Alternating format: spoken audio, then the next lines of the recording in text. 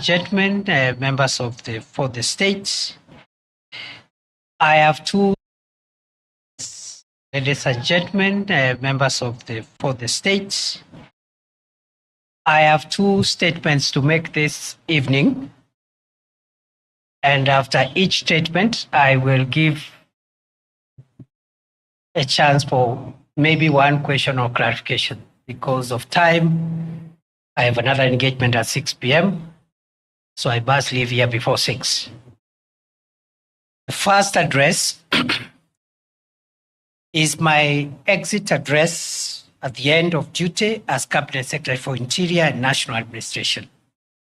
As you're aware, for the last 2 years, I've been the country's security minister, and I thought I owe the people of Kenya an exit speech so that we can account for the 2 years in which, by the grace of God, we have had the privilege to serve our country in that office. Since the 27th of October, 2022, I have had the immense privilege of serving our country as the Interior Minister. Appointment to this role was not only a humbling symbol of confidence by President William Ruto, but also it thrust me into a most monumental responsibility of providing leadership to and coordinating the organs of our homeland security.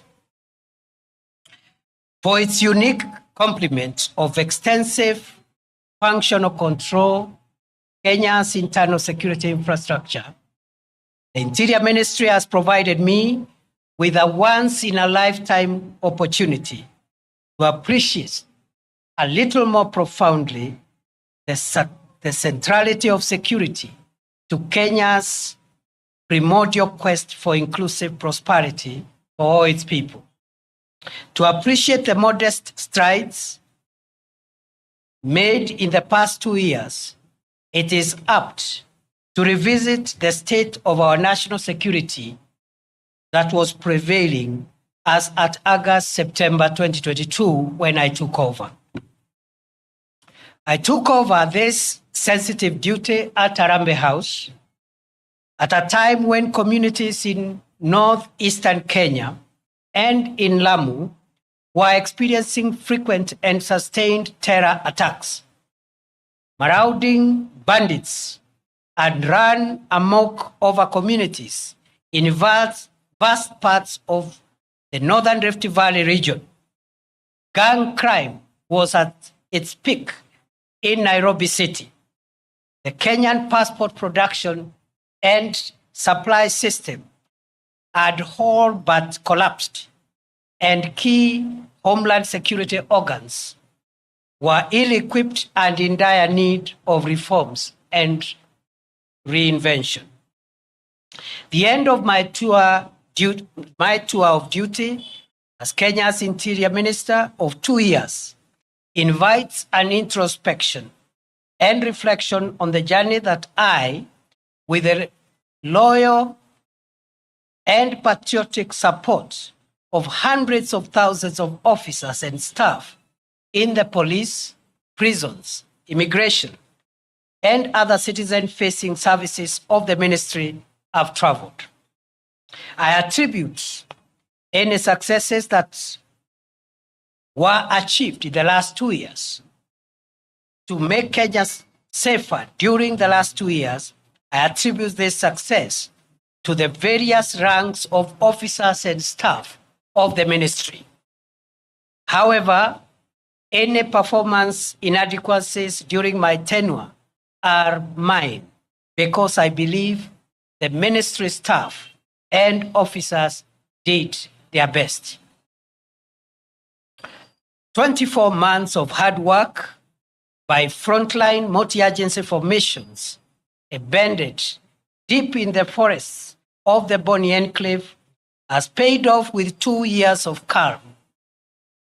Sacrificial fighting power of elite police formations in the forward operating bases spread along the risky frontier areas of Liboi, Fafi, Div, Kotulo, and such like areas have resulted in 2 years of great victory over dangerous terrorists who would have otherwise hurt Kenya and its people.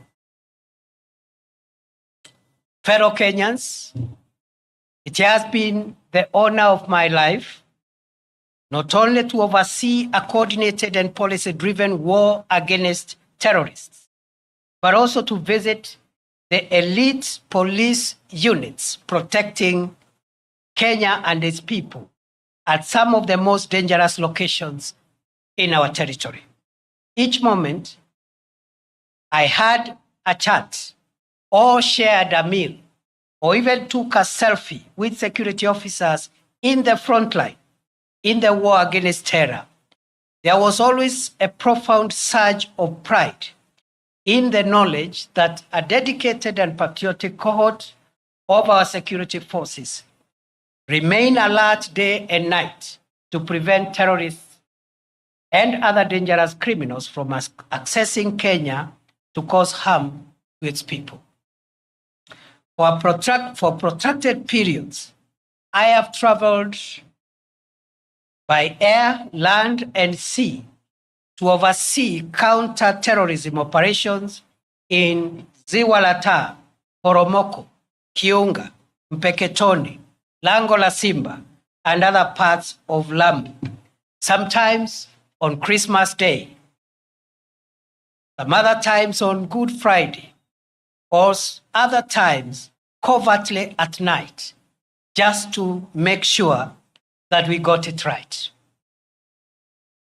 I have been to Wajir, Mandera, Takaba, and other parts of our country exposed to the threat of terror, just to give morale to frontline security officers and their commanders, and also to listen to communities in search of durable solutions against the violence of terrorist groups. Throughout the past 2 years, nothing has given me greater sense of fulfillment than the long days and sometimes humid nights spent in some of the farthest outposts within our territory. Therefore, fellow Kenyans, as I relinquish the leadership of the Interior Ministry, which I've already done, I am proud to report that save for a few inevitable losses, Lamu and northeastern Kenya are much safer and calmer today than the situation that prevailed in the last half of 2022. To our gallant security officers who paid the ultimate price with their limb or life to keep Kenya safe, I salute you and promise that Kenya will never forget your valor and patriotic sacrifice. May the souls of the officers who have lost their lives in the protection of our homeland and its people find perpetual rest in eternity. Equally, the memory of civilian souls lost through injury inflicted by terrorists will forever evoke our collective duty to keep Kenya free from danger, whatever its source. Fellow Kenyans, by the end of 2022, over 135 innocent Kenyans, including 20 security officers, had been killed by marauding bandits in parts of Baringo, Laikipia, Samburu, Turkana, West Pokot, and Elgeyo-Marakwet counties within a span of 6 months. During the same period, dozens of schools were closed, thousands of families were displaced, and public amenities destroyed by bandit gangs, some of whom converted school classrooms into permanent dormitories for bandit families. To arrest possible breakdown of law and order, a police-led security operation with the support of the military was declared on 13th February 2023. It has been 19 months of sustained war on bandits in the north of our country. The strategic decision to gazette as disturbed and dangerous, remote and difficult terrain, gorges, escarpments, and caves where bandits retreated to hide after attacking, robbing, and killing innocent civilians proved to be the game changer. Heavily armed bandits were flushed out from these areas in a process that lasted several months. Their outdated gimmicks of taunting security forces and sometimes staging daylight raids were eventually crushed through intelligence-led operations, superior firepower, and efficient operational and tactical outputs that resulted in the neutralization of dangerous bandit commanders and their spiritual influencers. 19 months after President Ruto ordered the most consequential security operation against banditry ever to take place in northern Kenya, the infrastructure that had sustained banditry for over 4 decades has been suppressed and dismantled. Bandit gangs and their enablers have been overpowered and scattered, despite occasional feeble attempts to resuscitate this dangerous crime against the people of Kenya. Scores of schools in Baringo, Samburu, Elgeyo Marakwet, Turkana, West Pokot, and Laikipia counties have been reopened. Mokogodo Forest, Sieku Valley, Burat Hills, Korokoro, and Arabal Hills, Tandale Valley, Gelecha Valley, Malaso Escarpment, Kurkur, Pura, and other previous bandit hideouts are today pacified. As I relinquish the reins at the Interior Ministry, I am grateful to God, to the commanders and officers of various security agencies, and to the communities for their help as we look forward to sustaining the prevailing peace in these previously bandit-infested areas of our country. I will forever cherish the useful input of communities, profoundly represented by the Under the Tree conversations I had with elders and residents at the foot of Arabal Hills in Baringo, the Kolowa Bridge at the intersection of Baringo and Elgeyo Marakwet counties, and in Lokori and Nadapal in Turkana County. I desire to live to see these parts of our country completely free from the terror of bandits and opened up for socio-economic development as Kenya marches into the future.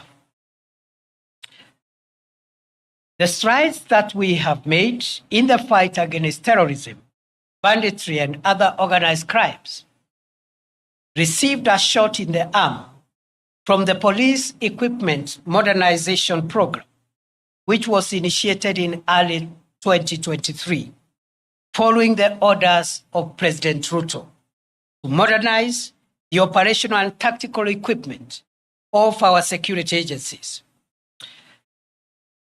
The 37 billion shilling 5-year program is underway, with 7.6 billion shillings already spent to acquire armored personnel carriers, mine-resistant, ambush-protected vehicles, personal protection equipment for the police, as well as sophisticated weaponry to provide enough firepower to protect our nation. Fellow Kenyans, by September 2022, our country's infrastructure for the production and supply of Kenyan passports had completely collapsed owing to the breakdown of printing equipment, huge supplier debts, and chronic corruption cartels that took advantage of the situation to extort money from desperate applicants. After many months of reorganizing and financing arrangements, as well as personnel deployment at the Immigration Department, I am proud to report that as I leave the ministry, the government has been able to acquire modern printers and all the pending supplier debts have been paid. The passport production and delivery waiting period has been reduced from more than 12 months in 2022 to 7 days at present. The backlog of 724,000 passports has been cleared, and the challenge now is to expedite the delivery process to clear the 85,000 uncollected passports that are ready.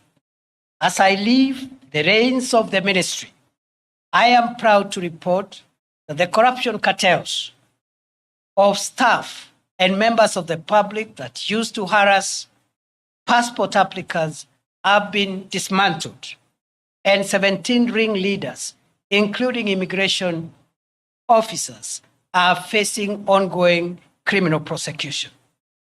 As I exit, I am convinced beyond doubt that the milestone of reducing the waiting period from the current 7 days to 3 days by the close of this year remain feasible. In the days ahead, we must confront and succeed in reforming the institutions of our national security. At the orders of President Ruto and in compliance with the Kenya Kwanza Manifesto, the process of reimagining and refashioning Kenya's security institutions began in earnest on 21st December 2022, when the Presidential Task Force on reforms of the National Police Service, the Kenya Prison Service, and the National Youth Service was established. While the work of the task force took longer than expected due to the expansive terms of reference, its final report has already been presented to the President.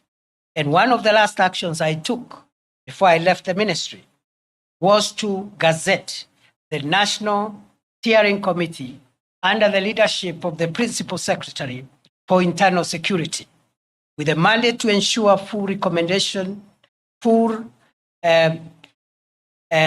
realization and implementation of the groundbreaking proposals for reforming our police, prisons, and youth services to align them with the dictates of our progressive 2010 Constitution and the vision of underwriting the national ideal of securing Kenya from long-term internal and external security threats.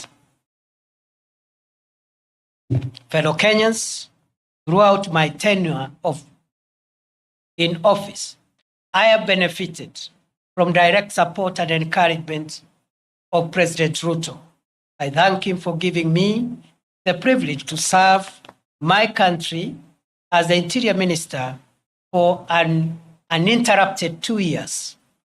I am most grateful to the principal secretaries and officers of all ranks within the state departments and other agencies that fall under the Ministry of Interior for great teamwork, support, and encouragement.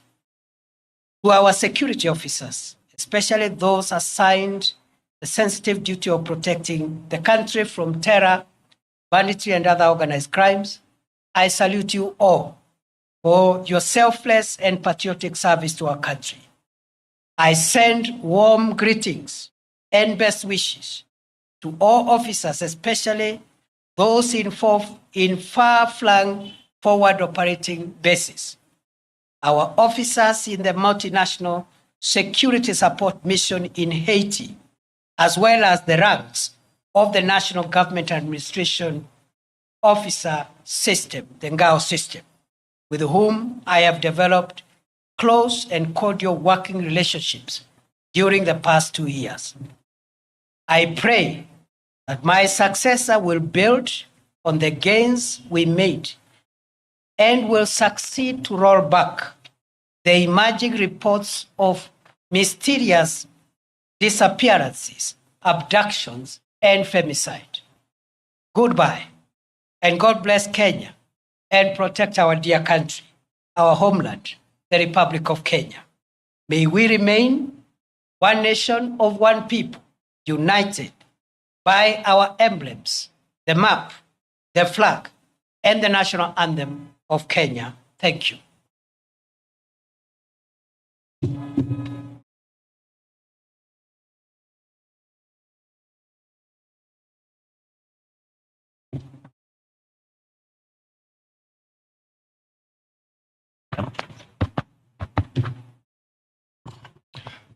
My name is Eric Owenga, labda kwa Kiswahili Bwana Naibu Rais.